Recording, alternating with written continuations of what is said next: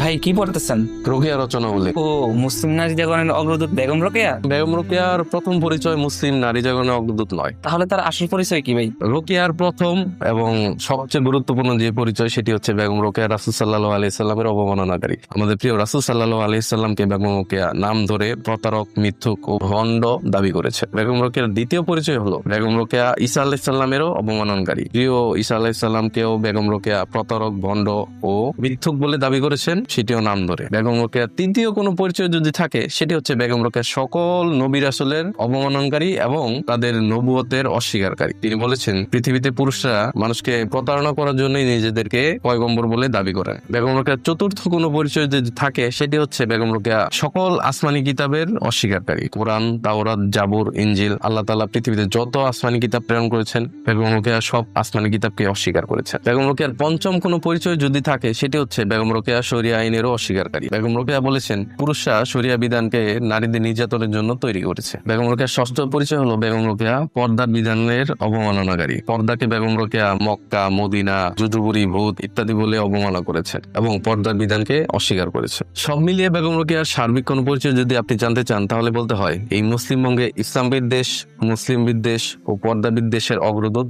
Begum Rokeya.